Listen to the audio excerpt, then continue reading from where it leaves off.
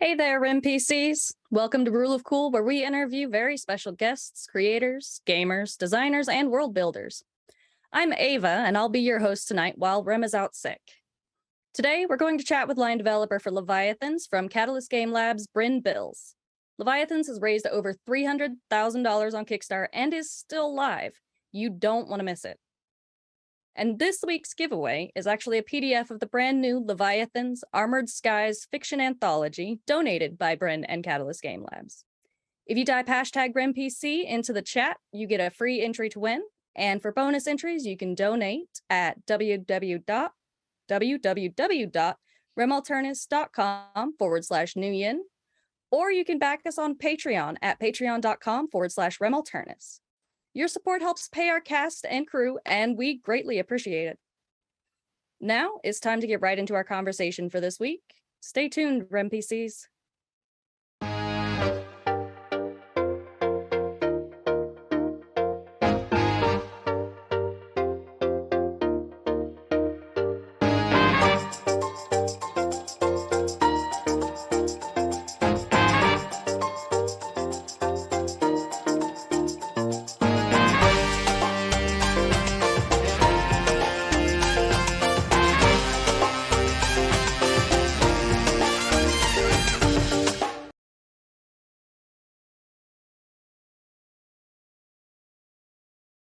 All right, welcome back. So, Bryn, why don't we start talking about you? Tell us about yourself. Who is Bryn Bills?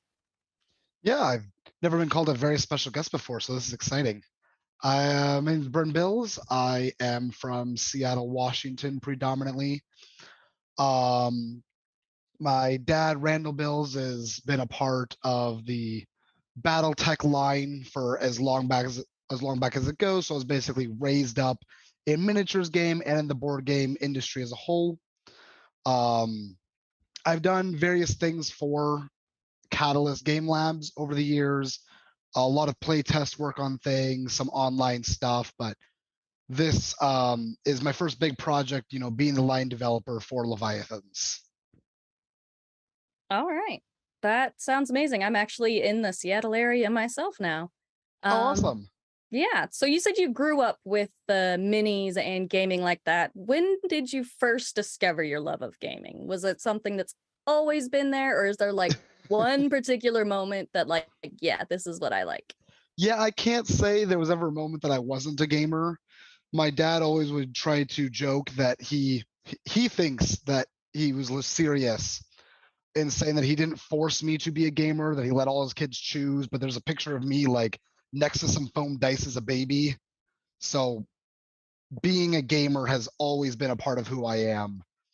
I think I learned BattleTech when I was 6. And so I've always been a gamer. So you're never too young. That's right. My kid will be starting right then. All right. So how did you first get started like in the actual gaming industry?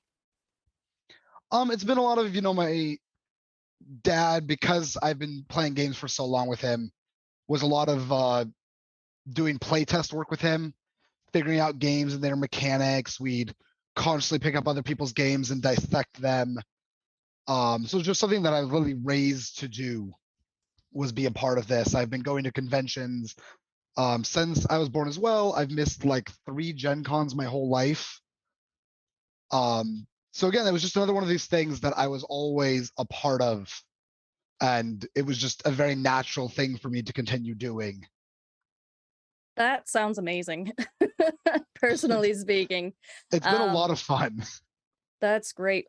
So what was your first, I mean, you said this was your first like really big project. What would you say is your coming out story as far as becoming a game developer? Ooh, that's a good question. Officially, the first thing I ever did is, I don't know if you've ever played the Duke from Catalyst Game Labs, but the very first thing I did was little expansion packs for it, little tiles that would be added onto the game, was the original thing I did. And then there was a very mediocre card game called, oh, Masters of Orion, which was based off of a video game, I did a card game for. I'm proud of some of the mechanics of that, but the overall game certainly needed more work than what eventually got put out there, and I'd still love an opportunity to get that one right again. And then again, I've just done tons of different work. When Leviathans came out the first time, I was doing a lot of the playtest work on that. But those were, some of the big things I've actually done before here. All right. So that I'm envious.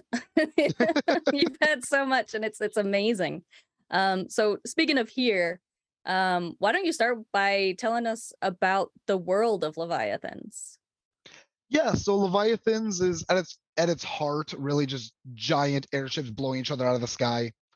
A slight step back from that, one sentence pitch is it's an alternate history, steampunk, diesel punk type thing, where a Polish scientist who actually existed in the real world, named Runchowski, and discovers/invents a material called electroid that when you pass electricity through it allows things to levitate. And so fast forward to World War One, and instead of the more standard, the wet navies blowing each other up at seas, most of the exciting action of World War One are these giant ships called Leviathans flying through the air. And where most steampunk, which and I fully love, but most steampunk is, dirigibles with flappy things on the end. They're very much lighter than air vehicles, but these are big chunks of metal just crashing into each other in the skies. That's amazing. Yeah, I've looked at some of the artwork on the Kickstarter page and it is phenomenal. Yeah, it's been fantastic. So Leviathans originally came out 10 years ago. Can you give us a little bit look behind the story of why it's launching now? Why is it taking so long for us to see more? Yes, it is. It is a well-rehearsed story at this point. So, trying to skip over some of the beginning stuff, but we launched it in 2012. But the company that we did it with in China, the production side with the molds they were nightmarish to work with. So we needed to move to a new company. However, even though, and I don't know how much everyone knows about the production side of it, but officially you're supposed to own the molds that you buy, but China doesn't always acknowledge that fact. And so this company, as we're trying to get our molds, because they're very expensive things, these molds that allow you to make the actual miniatures, they're a huge upfront investment, and they wouldn't give us these molds and they wouldn't work with us anymore. And we simply did not have the capability at the time to rebuild all the molds to once again move forward with Leviathans. It wasn't possible. We've tried various things over the years. We kept, released some ship packs and some online playtesting material, but Catalyst was never in a place to do that. Fast forward to the Clan Invasion Kickstarter, and suddenly Catalyst has a lot more to work with thanks to everyone's love of BattleTech and the huge resurgence of that. And then now exactly is because finally the Clan Invasion is 99.99% fulfilled. Everyone's got the miniatures in hand and that's all good. And now we're moving on to the next thing, which is Leviathans. All right. Well, that sounds like it's been a long road for Leviathans, hasn't it? It's been a long road. There's so many ups and downs. You have the two companies wouldn't even ship things between each other back then. Oh, so we couldn't less boxes. Leviathans has a very complicated life getting from there to here. So we are very excited to finally have it back. Yeah, and it seems like the fans are too. So the Kickstarter has already raised over $300,000. I think I had it pulled up just before we started. It's over $325,000. You hear me? How does that feel for you? It feels really good. It has been fantastic. I mean, leading up to the Kickstarter, we're like, man, we're gonna do well, and then the next day, I'm like, it's not even gonna fund.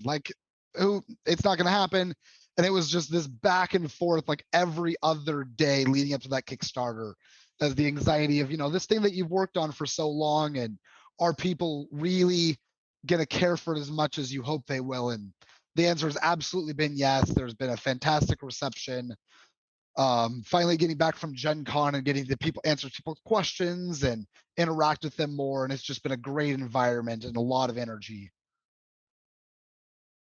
That's amazing. And I think those up and down feelings prior to launching, that's fairly normal in my experience. Oh I've yeah. been involved in a couple, nothing doing quite as big numbers as Leviathans is doing, not even close. But there is always the imposter syndrome. Are we really good enough for this? Yep. Do people actually like it, or are they just telling me that? It's pretty standard in my experience, I Oh think. yeah. No, imposter syndrome is just what being a person is. Like I'm convinced that becoming an adult is when you finally realize that all of the adults don't know what they're doing. Mm, Like that your whole everybody life, is. you're like, yeah, that everyone's just making it up as they go. Mhm. And the moment of that realization to me is when you finally become an adult yourself. Right. All right. So, what's the system for Leviathan? Let's get into the crunch.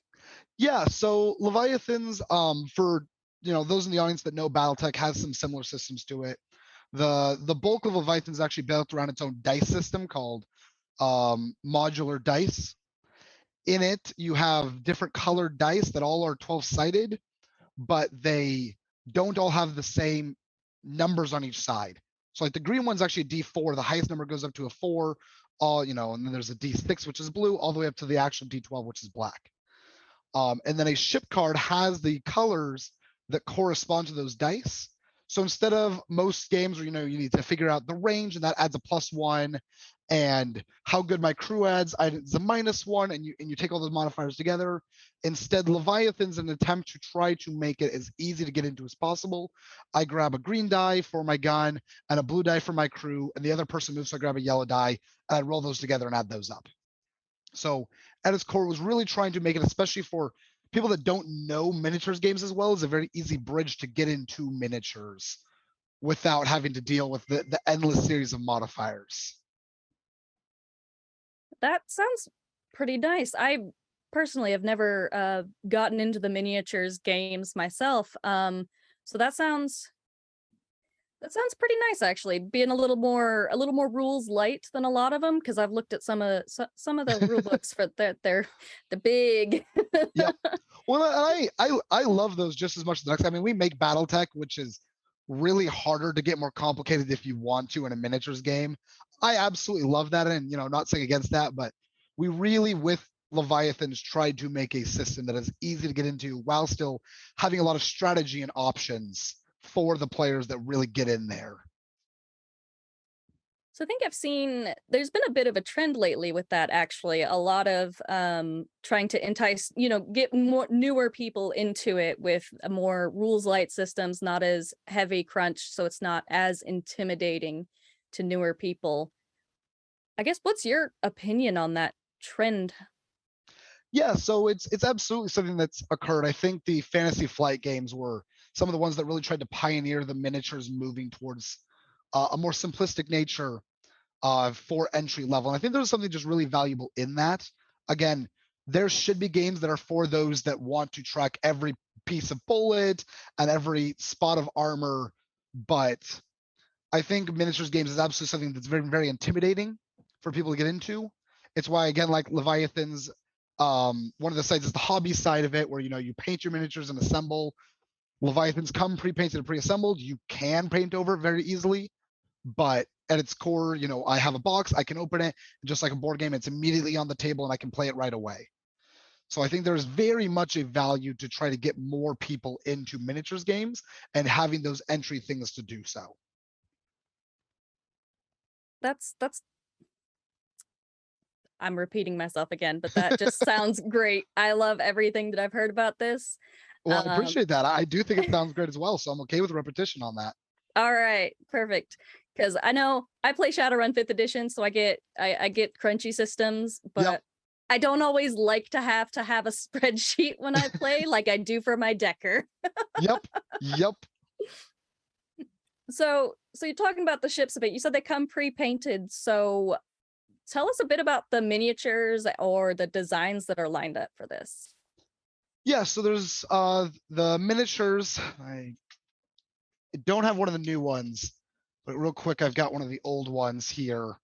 Literally just like these guys.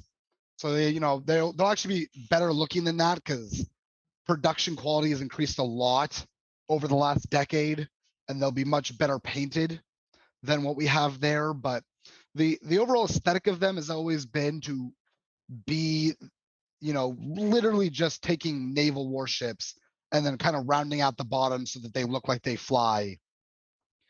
There's going to be in the game 5 different factions, each with their own gameplay style and own ship aesthetic to that. There are destroyers, smaller ones all the way up to the large battleships, and they do, scale well where you have a destroyer like that big versus a rather large battleship. They look fantastic next to each other because of that. Sorry, were there other questions in there? I've lost track of myself now. Nope, that's quite all right. Just about the minis, the miniatures, and what about new designs? Is there anything like really special with any of them? I certainly think so. Yeah, the original game just had the British and the French, and then each one of them only had 3 models apiece. At right now, I think we're around 20 something different models over the 5 factions, and I think some of them are gorgeous. The Italian battleship is currently one of my favorite designs, capturing very large vessel, but has a very sleek design aesthetic to it still. All right. I can't wait to see these. Same for a lot of these. Right? So you said there's 5 factions. Tell us a little bit about those. I am a story person myself, Yeah. and So stepping back for a sec, once again, this is very much when you have steampunk and alternate history, you have 2 different routes. You can go for the very, a world that's kind of like ours, but really isn't. Um, Leviathans is very much a grounded world. It is alternate history, World War One. The main faction, I've got the French, the British, the Italians, the Germans, and the Russians that we're starting with. And in a lot of ways, these are very similar to what you know them in a historical context. We are absolutely making ways to change them as well, to make them our own, and to a certain extent to make these places a little less all white guys. Um, I think the style and culture of that era is interesting, but of course you don't want just an endless series of stories about how a white guy in Europe did a thing and then another white guy in Europe did a thing. And so we've been trying to not ignore what history was while also trying to make new and interesting things happen. So for instance, we literally just, killed the Tsar of Russia so that his daughter can take over, and her dealing with running a country in the middle of a war while also, being a woman among men is one of the stories that we're dealing with there. that's awesome. I love those new stories and not being all about white men. As a woman in the gaming sphere, it's very refreshing seeing that a lot of the time. Yeah, no, it's So absolutely something we've really tried to like. Again, we don't want to erase history or pretend it wasn't what it was, but mm, we also want more interesting stories than the same thing every time and getting more perspectives. definitely.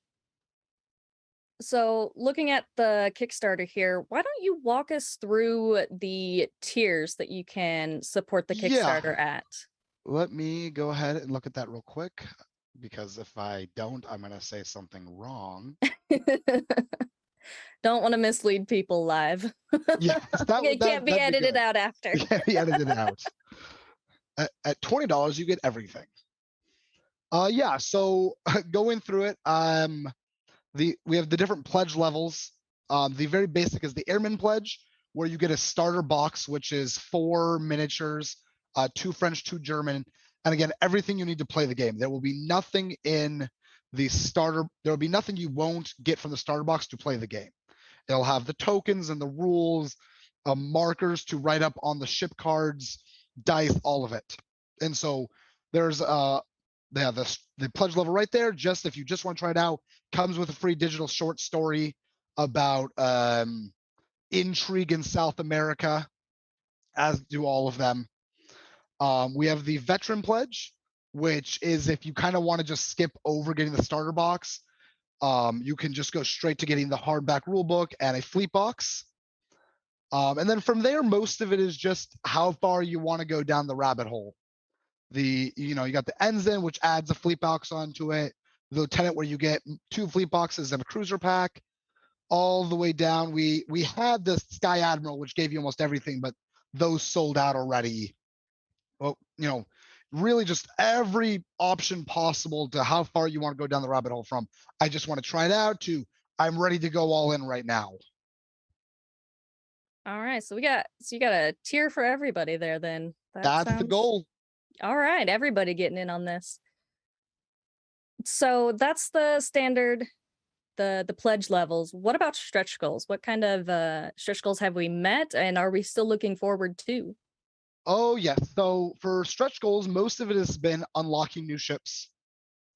Originally, funding was just the Germans and the French, and now we've gotten the British and the Italians and the Russians in the game, all of them with new ships. There have been new maps added, tokens, sets, pins and patches, new fiction all coming in.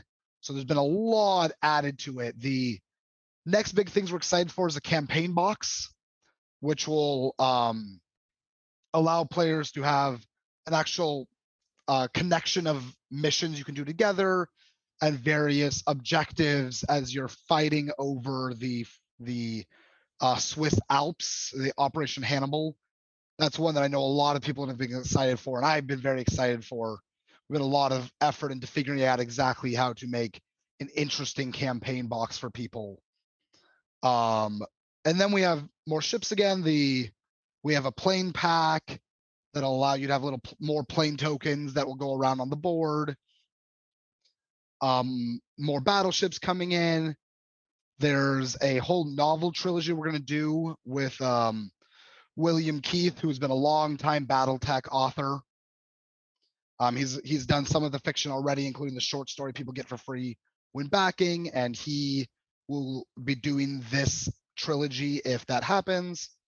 And then finally, at the last big thing is at 600,000, we would get a ship from each of the other main factions that won't be in this Kickstarter. So you would get a Japanese ship, an American ship, and an Austro-Hungarian ship. All right. So sounds like every eventuality is covered for. If we That's right. already have passed the goal. What was the original goal? 50,000? 40,000. 40,000. And we've, I don't even know what percentage that is that we're at. 300 more? No. I have a number somewhere, but it's not popping up. So yes. That's all right. Math was never my strong suit. That's why, 800. 800% funded. All right. Yep. That is, those are amazing numbers. They're great numbers. So after the Kickstarter, what are the plans after this? So you mentioned that there are factions that obviously aren't in this pack. Yeah. So part of it, a lot of it will be assessing, how far the Kickstarter does and what it's actually accomplished. From there, I have to actually get through the fulfillment process, which we're hoping will be end of next year. Though with production and shipping being the craziness it is, we'll have to see on that. But yes, after that all goes out, there are absolutely plans to continue. There are the other factions. We have stories that we want to slowly unfurl, very similar to BattleTech, where the universe will continue to progress. It won't just be a very static, this is the world you're in, now just keep on fighting the same battles. Things will continue to change and alliances will shift. There will be new options. We will eventually have things, if I hope, like carriers in the future would be something I'd love to do. There's a lot of up in the air for what happens next. It really is just all going to have to wait and see on where the Kickstarter ends and then what the actual retail reception is after that. Right. So up in the air, that's pretty apt for a game like Leviathans. Yeah, I've gotten that. I typed that into the Discord as it's just a phrase I use, and every single time there's a little hee right after it. So I mean, it can't be helped, right? It might No, be it low-hanging can't. fruit, No, but I totally understand. I do the same thing. all right. So we've got quite a bit of time here left. What what's a question that maybe you prepared for that I didn't ask? Something that you're really, really excited about that you haven't gotten to talk about as much as maybe you would have liked? Hmm. Or maybe a playtest story, something. Well, I can the so this game was originally the world idea was brought to us by someone. And it was a fantastic world idea. The most of the game was actually built originally by my dad, Randall Bills. Um, and so it's been really fun continuing to further that game that he made. Um, I've so over the pandemic, when everything started locking down, and I was with my family at the time for various reasons. And my dad and I are just like, oh, well, we're not sure what to do right now. We normally go to conventions and doing all this, but we're kind of just up in the air. We've got all these miniatures game. Let's just start playing miniatures games. And we haven't finished our thing, but we probably ended up around 80 different miniatures games we played.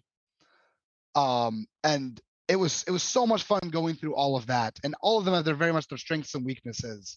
But for me personally, and it's why I'm doing this, Leviathans is still my favorite miniatures games to play, and my favorite system, just because of how much it's very easy to get into, but there's so much strategy still in the game. And that's something that's important to remember, that even though we've tried to simplify things, everything's still there. It's just easier to access. The maneuvering of the things, the coordinating of the ships, which ships to bring into the field, moving around the mountains, all of that is still very important to the game and still leaves you a lot to do there. But it's such an easy thing to start with. One of my favorite things at Gen Con, actually, and we used to saw it when it first came out, is that I could teach someone the game in the first round, and by round 2 or 3, I've stepped away and they're brought a friend over and they're teaching their friend how to play the game after just 1 or 2 rounds, just like that. And I'll like occasionally come in to make sure that everything's fine, but they're teaching the game already after 30 minutes, which is just such a fantastic feeling that the game has accomplished what it needs to be doing, which is to be that easy thing to get people into. All right. So when it comes to starting out, we've talked about it a little bit, BattleTech. How would you pit these against one another? Easy to teach, easy to learn. What's the learning curve, the difference between the two? So Battletech is very interesting. I'm very near and dear to Battletech, but it's a very old system. And so Battletech has a lot of things that they've introduced to make it easier. There's a quick start rules and various things that can be stripped out. So you can very much take it as you will for how deep you want to go into Battletech, but it can be decently intimidating to get into the game. Whereas Leviathans is built top to bottom to be easy to get into. That is one of its primary goals. So as far as that's concerned, it is absolutely an easier game than Battletech. All right. Well, I'm floundering here, let's be honest, because my I'm out of my prepared questions. Um and we've still got 25 minutes left. Yes. So let's see if anybody out there in the chat has anything that they Yeah. wanted to ask or anything like that. I'll be looking there. Um all right. So what's it like being a legacy? I mean, you said your father was did BattleTech, right? Yeah. And then now you're coming in as a son with Leviathans. What is that like? Is there any pressure there or There absolutely is some. I mean, it's always been a little weird. I mean, as far as celebrities go, my dad's on the minor side of it, but when we come into conventions and people always know his name and always excited to see him and always being around, that has been very interesting. And so there's absolutely some interesting interactions as I have, slowly moved from simply being, Randall's son to my own person, which isn't exactly helped by literally continuing the game he made. But I also I love my dad, and I love Catalyst and the family that is. And so at the same time, it is interesting to try to be my own person, but it's also not something that I really feel a need to actively seek after, because I like being part of this group as a whole, where, a very Catalyst has always been a family company first and foremost. And so it's been really fun to work with everyone. I mean, my dad still comes in and we do a lot of the work together on this when I have some things that I need to bounce off him for. Going forward, I don't know how it's going to be like as I continue to, be more and more doing my own thing and being, for this, the face of this game more than he is. Mhm. But it's something that I feel like should be more awkward for me, but it's just been very easy because he's not someone that's ever been, a very pressuring person to begin with. Well, that's good. That's very good. It's better than, I guess, being crushed underneath a weight of extreme pressure. Yeah. I think probably get some of our best work when we're not under a lot of pressure. Well, I suppose that depends on how you work.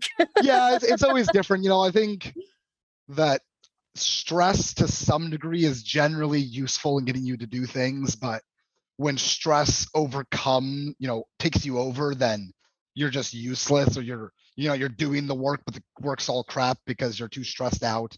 There's some line in the middle, and it's different for everyone, but Mhm. Right. So in the chat, yes. Nightmoss89 is asking about Tabletop Simulator, and I think what there might be behind that is, you know, especially after with the pandemic, a lot of groups play online now. And is there any like virtual tabletop means for Leviathans? Yeah, there will be a tabletop simulator port that will start construction basically after the Kickstarter finishes. I don't have an exact time frame for that, but the goal is to have it done by the end of the year. That will contain most of the material that people will have access to. To start, it'll be only accessible to the people that were actually in the Kickstarter as kind of a Mhm. reward, but after fulfillment is done, it will then be accessible to anybody. All right, that sounds great. I play online. I haven't had an in-person group for years, even before the pandemic. So having that digital support is very, very good thing for a lot of people, I think.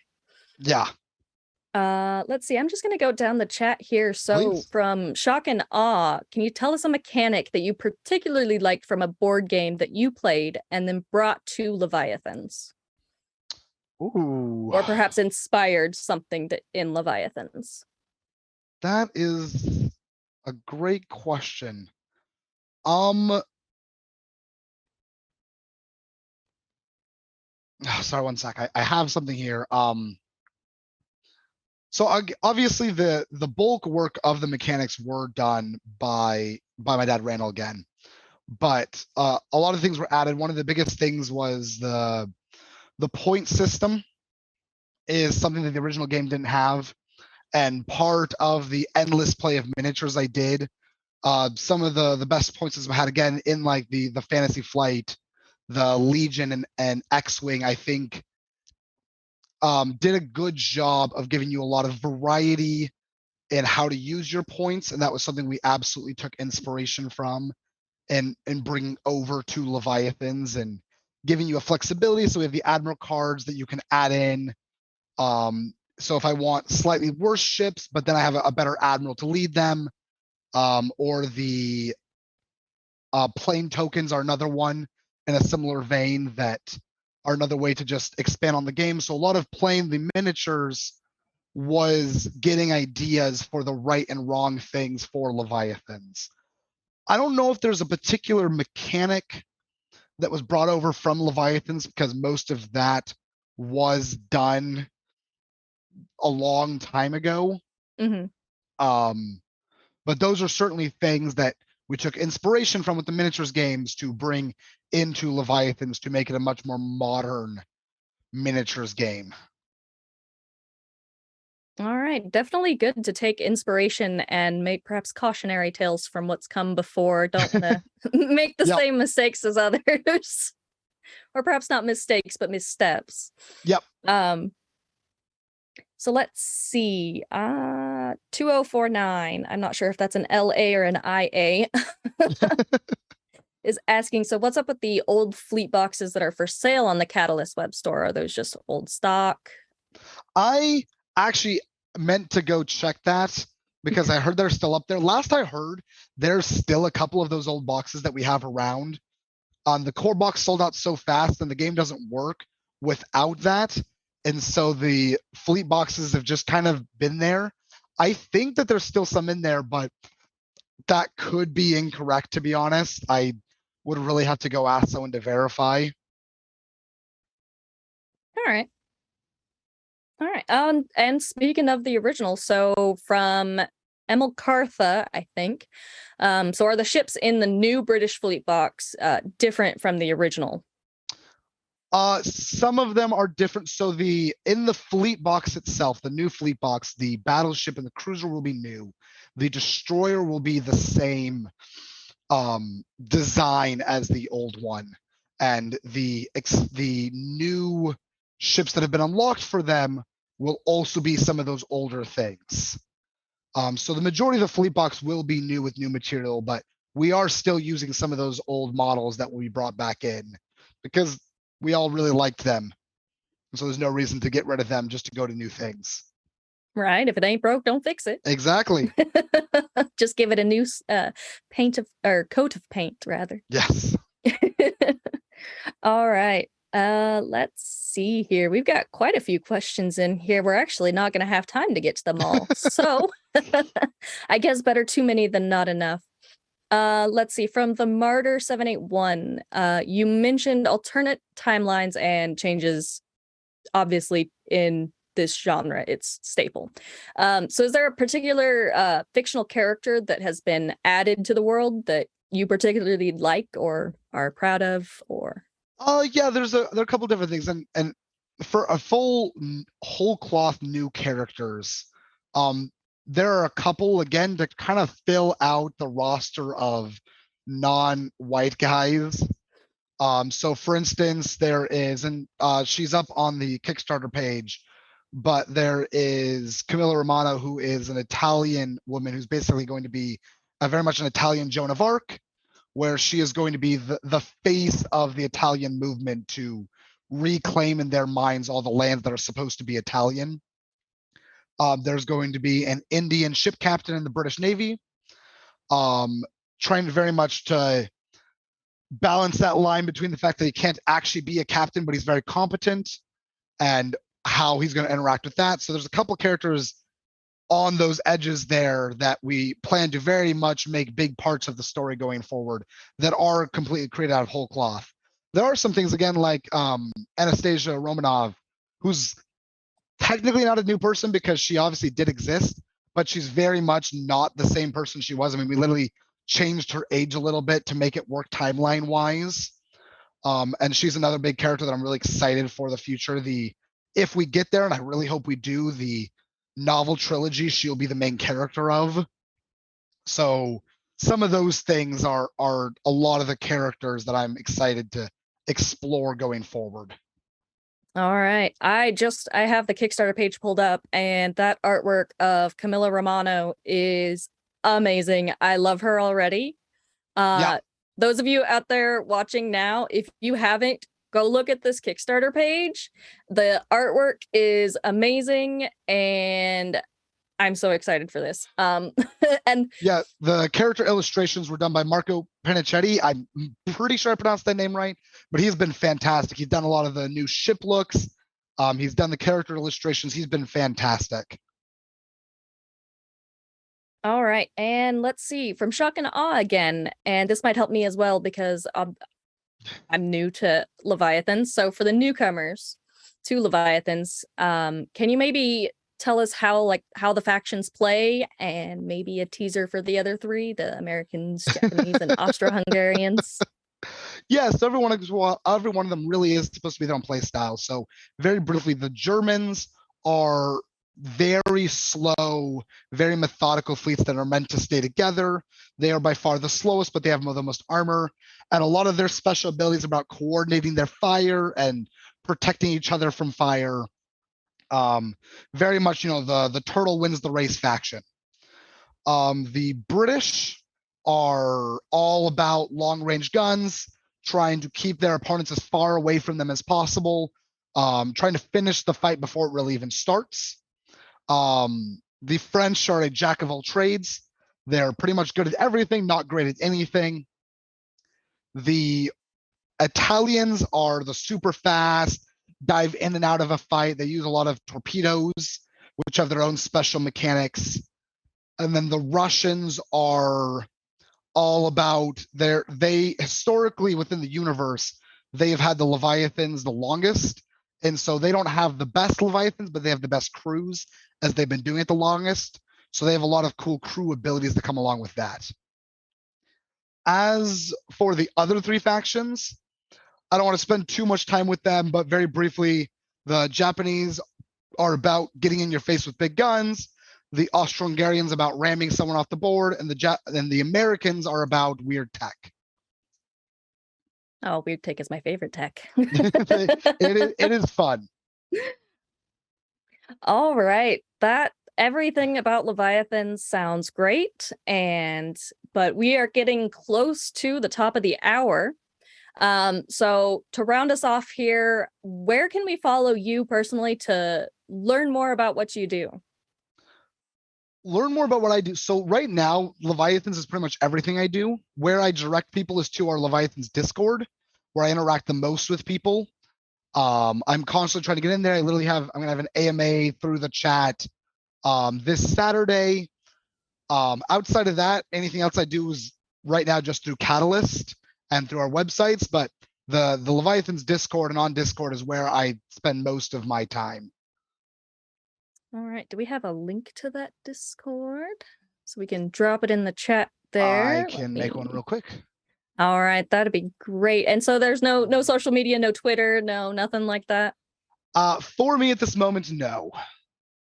Probably better off. Such a time sink. There's the button. Unfortunately, Shock and Awe, I think only moderators have the ability to drop links. Anybody else, it'll just look like those, I believe the 3 asterisks. All right. Oh, Alrighty. So we're going to go ahead and there's the link to the Leviathans Discord if you are so inclined to join. If you have any more questions that we didn't get to today, that's where you can find Bryn. And so thank you so much for talking with me, Bryn. This has been amazing. You are a great person. You're very compassionate about what you do, I can tell, and I love it. It brings great energy. So thank you for what you do in the gaming industry. Yeah, thank you so much for having me on. It's been a lot of fun.